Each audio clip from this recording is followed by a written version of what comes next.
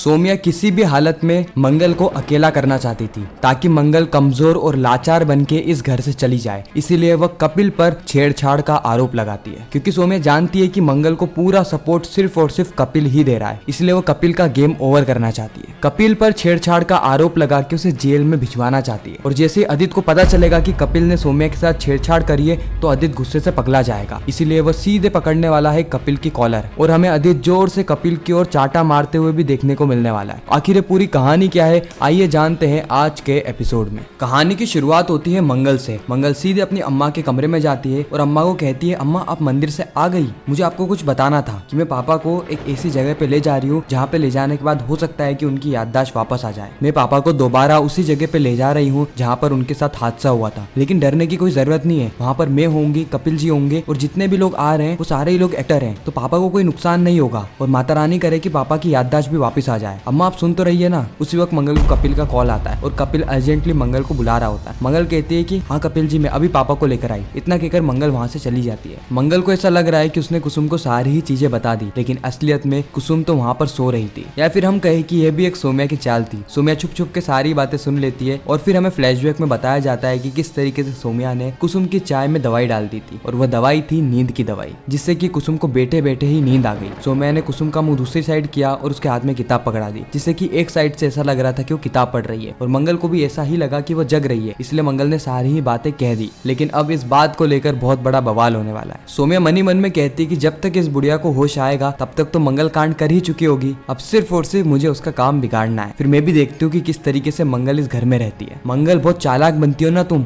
अब देखना तुम्हारे साथ क्या होता है। अगले ही पल मंगल, कपिल और सुधीर जी ये तीनों ही कार में बैठ के उसी जगह पर जा रहे होते हैं। इस वक्त तक मंगल को बहुत टेंशन होती है और मंगल पापा से भी कहती है कि पापा मैं आपको सिर्फ और सिर्फ वहाँ पर आपके भले के लिए ले जा रही हूँ। मुझे पता है कि वहाँ पर जाने के बाद आपको बहुत डर लगेगा, लेकिन ये सारी चीज़ों से आपकी याददाश्त वापस आ सकती है और इस वक्त आपकी याददाश्त वापस आना बहुत ज़रूरी है, क्योंकि जब आपकी याददाश्त वापस आएगी तभी तो पता चलेगा कि आपको जान से मारने की कोशिश आखिर कर कौन रहा था। लेकिन सुधीर जी तो सदमे में होते हैं, इसलिए वह कुछ कहते नहीं है। उसी वक्त मंगल कपिल से कहती है, कपिल जी मुझे बहुत डर लग रहा है। कपिल कहता है कि मंगल जी आपको डरने की कोई भी आवश्यकता नहीं है, वहाँ पर मैंने जितने भी एक्टर्स को बुलाया है वो बहुत ज़्यादा प्रोफेशनल है, वो एक्टिंग भी प्रोफेशनली ही करते हैं और मैं आपको गारंटी देता हूँ कि वह पापा को कोई भी नुकसान नहीं पहुँचाएंगे। साथ ही मैंने आसपास की सड़क भी ब्लॉक करवा दी है, लेकिन हमें जो भी करना है जल्दी करना होगा, क्योंकि ज़्यादा समय तक हम सड़क ब्लॉक नहीं करवा सकते। बाकी आप बेफिक्र हो जाइए, अगर कुछ भी गड़बड़ होती है तो मैं तो हुई ना। मंगल कहती है कि माता रानी काश पापा को सब कुछ याद आ जाए। अगले ही पल हम देखते हैं कि कपिल गाड़ी रोक देता है, क्योंकि यह लोग उस स्थान पे पहुंच गए थे जहां पे उनके पापा के साथ ये हादसा हुआ। उसी वक्त कपिल कॉल करके सारे एक्टर्स को बुला लेता है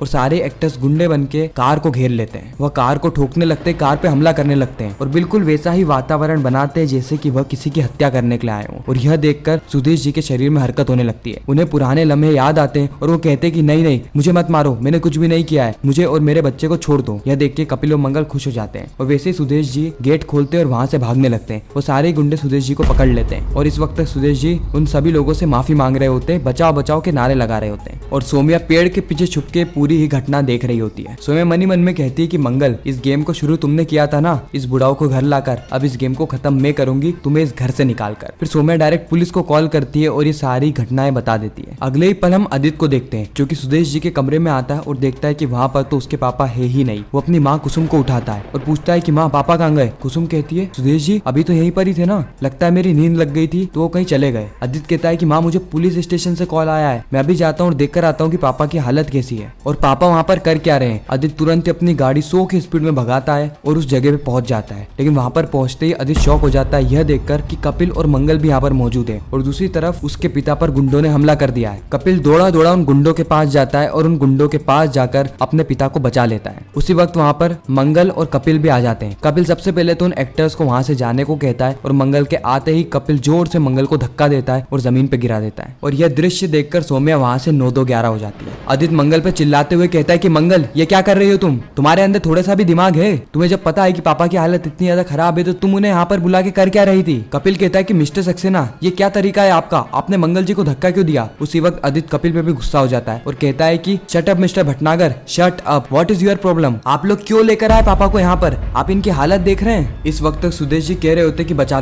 लो, मुझे बचा लो। आदित्य कहता है कि पापा मैं आ गया हूँ ना, कुछ नहीं होगा आपको, कुछ भी नहीं होगा, आप बस मेरे साथ घर चलिए, इनको तो मैं बाद में देखूंगा। आदित्य सुदेश जी को गाड़ी में बिठाता है और उसी वक्त वहाँ पर पुलिस आ जाती है। पुलिस आते ही कपिल और मंगल पे भड़क जाती है। पुलिस कहती है कि यहाँ पर चल क्या रहा है और ये रोड ब्लॉक किसने करवाया? कपिल कहता है कि सर ये रोड ब्लॉक मैंने करवाया है, हम यहाँ पे एक एक्सपेरिमेंट कर रहे थे। पुलिस कहती है कैसा एक्सपेरिमेंट? फिर कपिल बताता है कि मंगल के पापा की याददाश्त चली गई है और डॉक्टर्स ने उन्हें कहा है कि अगर वो वही सिचुएशन क्रिएट कर देते हैं जिस सिचुएशन के चलते उनके पापा की याददाश्त गई है, तो हो सकता है कि उनकी याददाश्त वापस आ जाए। और ये सारी बातें आदित्य सुन लेता है, लेकिन आदित्य इन बातों को अनदेखा करके अपने पापा को लेकर गाड़ी से निकल जाता है। इस ओर पुलिस वापस से कपिल पे भड़क जाती है और कहती है कि तुम्हारे पास इसकी परमिशन है, तुम अगर एक्सपेरिमेंट कर रहे हो तो परमिशन तो होगी सही ना तुम्हारे पास। कपिल यहाँ पे हाथ जोड़ के पुलिस से माफी मांगता है, जिसके बाद पुलिस कहती है कि अगली बार अगर ऐसी कोई भी हरकत करी ना तो मैं तुमको और तुम दोनों को ही पुलिस थाने में बंद कर दूंगा, फिर अंदर बैठ के दोनों मिलकर करते रहना एक्सपेरिमेंट। इतना कहकर पुलिस वहां से चली जाती है। मंगल इस वक्त तक बहुत ज्यादा टेंशन में आ जाती है कि कहीं उसके पापा को कुछ हो तो नहीं गया। उसी वक्त कपिल मंगल को समझाता है कि उसके पापा को कुछ भी नहीं हुआ है, उल्टा उन्होंने रिएक्ट करा है, यानी ये हमारी सफलता है कि उनका दिमाग कहीं ना कहीं तो वर्क कर रहा है। अगर ऐसे चलता रहा ना तो उनकी याददाश्त जल्द ही वापस आ जाएगी। कपिल मंगल को लेकर सीधे आदित्य के घर में पहुंचता है और वहां पर पहुंचते ही सबसे पहले वो फर्स्ट एड मांगता है, क्योंकि मंगल के हाथ से खून बहता जा रहा था। लेकिन इस वक्त तक आदित्य आग बबूला हो गया था। वो सबसे पहले कपिल को चिल्लाता है और उसके बाद मंगल को चिल्लाता है। वो मंगल को कहता है कि मंगल तुम मुझे सबसे पहले ये बताओ कि तुम पापा को वहां पर लेकर क्यों गई थी और किससे पूछ के लेकर गई थी? किसने हक दिया तुम्हें मेरे पापा को बिना किसी के परमिशन के वहां पे ले जाने का? ये सब करने से पहले तुमने हम में से किसी से पूछा क्यों नहीं? मुझे तो ऐसा लगता है कि तुमने पापा को बीमार करने का पूरा प्लान बना रखा है। कपिल यहाँ पे मंगल को डिफेंड करने की कोशिश करता है, लेकिन आदित्य यह कहकर कपिल को चुप करवा देता है कि हमारा पर्सनल मैटर है और बार बार हमारे पर्सनल मैटर में टांग अड़ाना बंद कीजिए। उसी वक्त मंगल कहती है कि मैं सारी बातें अम्मा को बता के गई थी, और यह बात सुन के कुसुम के पांव तले जमीन खिसक जाती है। कुसुम कहती है कि मंगल झूठ क्यों बोल रही हो, तुमने मुझे कुछ भी नहीं कहा था। मंगल कहती है कि अम्मा आप कैसी बात कर रही है, आप जब अंदर किताब पढ़ रही थी, जब मैंने आपसे पूछा तो था। कुसुम कहती है कि झूठ मत बोलो मंगल, मैं उस वक्त सो रही थी और मुझे तो पता भी नहीं कि सुदेश जी यहाँ से चले कब गए। कुसुम इस वक्त तक आग बबूला हो गई थी। वो मंगल पे भड़क जाती है और मंगल से कहती है कि मंगल तुम सुदेश जी को घर वापस लेकर आई, इसलिए मैं तुम्हारी शुक्रिया अदा हूँ, लेकिन इसका मतलब ये नहीं ना कि मैं वो सारी चीजें भूल जाऊँ जो कि तुमने सुदेश जी के साथ करी थी। आज सुदेश जी की जैसी भी हालत है सिर्फ और सिर्फ तुम्हारे कारण है मंगल, और मैं ये बात कभी भी नहीं भूलूंगी। तुम्हारा सुदेश जी पर कोई भी हक नहीं बनता है मंगल, ना ही तुम आदित्य की पत्नी हो और ना ही इस घर की बहू। तुम सिर्फ और सिर्फ अक्षत और ईशाना की माँ हो, इसीलिए मैंने तुम्हें इस घर में रहने की परमिशन दी थी। लेकिन इसका मतलब ये नहीं ना कि घर के हर छोटे से बड़ी चीजों में तुम अपनी टांग अड़ाओ, और खासकर सुदेश जी के मामले में जब उनकी हालत नाजुक है तो तुम उन्हें बिना किसी से पूछे वहाँ पर लेकर क्यों गई? अगली बार से मंगल ऐसा नहीं होना चाहिए, नहीं तो तुम्हारी खैर नहीं। इतना कहकर कुसुम वहाँ से चली जाती है। कपिल आदित्य से कहता है कि मिस्टर सक्सेना, आपको अपने पापा का दर्द तो दिख रहा है, लेकिन मंगल जी के हाथ में चोट लगी वो आपको नहीं दिख रही, और आप ऐसे मंगल जी से बात कैसे कर सकते हैं? आदित्य कहता है कि आप मुझे मत बताइए कि मुझे मंगल से कैसी बात करनी है। और इस वक्त तक मंगल भी कपिल को रोक देती है, जिससे कि कपिल को भी गुस्सा आ जाता है और कपिल हाथ जोड़ के कहता है कि मेरी गलती हो गई कि मैं आप लोगों के पर्सनल मैटर में आया, मैं अगली बार से आपके पर्सनल मैटर में टांग नहीं अड़ाऊंगा। इतना कह के कपिल वहां से चले जाता है और इसी के साथ ही खूबसूरत एपिसोड यहीं पर ही खत्म होता है, इस सस्पेंस और ट्विस्ट के साथ कि आखिर आगे होने क्या वाला है। आपको क्या लगता है कमेंट सेक्शन में जरूर बताना। मैं मिलता हूँ आप सभी से किसी नेक्स्ट इंटरेस्टिंग वीडियो में, तब तक के लिए गुड बाय।